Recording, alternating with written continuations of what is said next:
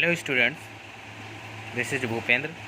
Online study की इस श्रृंखला में आज हम चैप्टर 4 संधारित्र तथा परावैद्युत चैप्टर के नेक्स्ट टॉपिक परावैद्युत का ध्रुवण पर चर्चा करेंगे। तो ध्रुवण क्या होता है? पोलराइजेशन, जहाँ पे पॉजिटिव और निगेटिव दोनों चीज़ की एग्जिस्टेंस हो, मतलब जहाँ धनात्मक और ऋणात्मक दोनों का अस्तित्व हो। अर्थात कोई भी माध्यम अणुओं तथा परमाणुओं से निर्मित है। परमाणुओं में धनावेश उसके नाभिक पर केंद्रित होता है तथा ऋणावेश इलेक्ट्रॉन उसके चारों ओर एक वृत्तीय कक्षा में परिक्रमण करता है, चक्कर लगाता है। परावैद्युत पदार्थों में इलेक्ट्रॉन नाभिक से दृढ़तापूर्वक बंधे रहते हैं।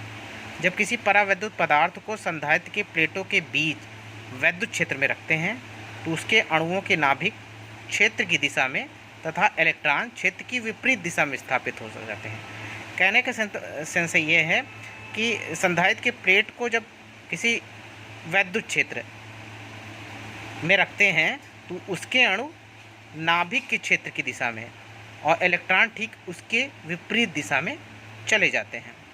इस प्रकार परावैद्युत के प्रत्येक अणु का एक सिरा पॉजिटिव और दूसरा सिरा निगेटिव हो जाता है तथा परावैद्युत को ध्रुवित कहा जाता है। मतलब क्या होगा? इसका एक सिरा क्या होता है? धनावेशित हो जाता है, दूसरा ऋणावेशित हो जाता है। धनावेशित तथा ऋणावेशित होने की यही प्रक्रिया परावैद्युत को ध्रुवित कहलाता है। ये आवेश संधारित्र की प्लेटों के आवेशों से विपरीत चिन्ह के होते हैं। बाह्य वैद्युत क्षेत्र के प्रवाह में परावैद्युत पदार्थ में होने वाली यह क्रिया ही परावैद्युत पदार्थ का ध्रुवण कहलाती है, जैसे यहाँ के डायग्राम में दिया गया है। अब नेक्स्ट है परावैद्युत सामर्थ्य तथा भंजक विभवांतर। ये क्या होता है?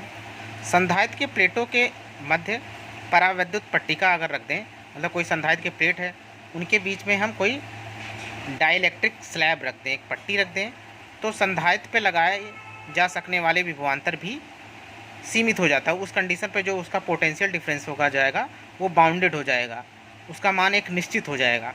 विभवांतर भी बढ़ाते जाने पर प्लेटों के बीच वैद्युत क्षेत्र भी बढ़ता जाता है तथा परावैद्युत पट्टिका के अणु अधिक तनित होते हैं, मतलब बहुत ज़्यादा खिंच जाते हैं।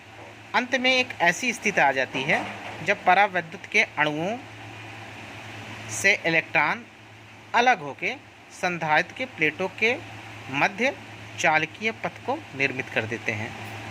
कहने का मतलब यह है कि संधारित्र के प्लेटों के बीच वैद्युत भंजन हो जाता है। भंजन का मतलब ब्रेकडाउन, टूटना, मतलब वहाँ पे इलेक्ट्रिक ब्रेकडाउन हो गया।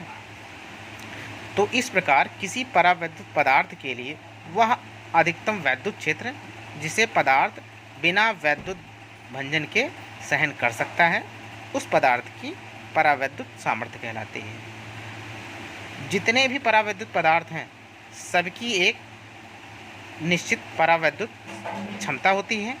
तो इस प्रकार किसी संधारित्र के प्लेटों के बीच वह अधिकतम विभवांतर जिस पर प्लेटों के बीच रखे परावैद्युत पदार्थ में वैद्युत भंजन होने लगता है वो भंजक विभवांतर कहलाता है। तो हमारा नेक्स्ट टॉपिक है संधारित्र के परावैद्युत पर प्रेरित आवेश। तो यहाँ एक डायग्राम बनाया गया है। ये डायग्राम क्या है कि दो चालक कोई चालक तार है, या हम मान लें कि एक धनावेशित चालक है और एक ऋणावेशित है, उसके बीच में एक स्लैब रख दी गई, एक पट्टी रख दी गई। तो पट्टी रखने का प्रोसेस है कि वो भी आवेशित है, तो प्लस क्यू वाले के सिरे पे हम माइनस क्यू वाले रख दिए, मतलब जो बाहरी वाला जो परत है और जब मैं उसमें स्लैब रखा तो स्लैब की जो बाहरी परत और उसके बाहर की परत हो एक दूसरे के अपोजिट डायरेक्शन पे हो। तो माना किसी आवेशित संधारित्र के प्रत्येक प्लेट का क्षेत्रफल a तथा उसके प्लेटों के बीच की दूरी जो d डिस्टेंस पे रखी गई है।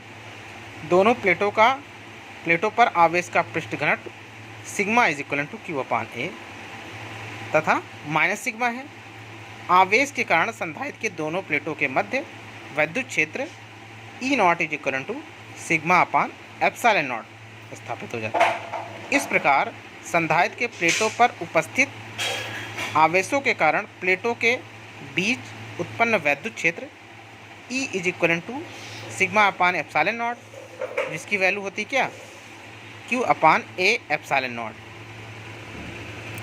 इसी के आधार पर हम यह कह सकते हैं कि परावैद्युत पट्टी के सिरों पर प्रेरित आवेश संधारित्र की प्लेट पर मुक्त आवेश से सदैव कम तथा विपरीत प्रकृति का होता है।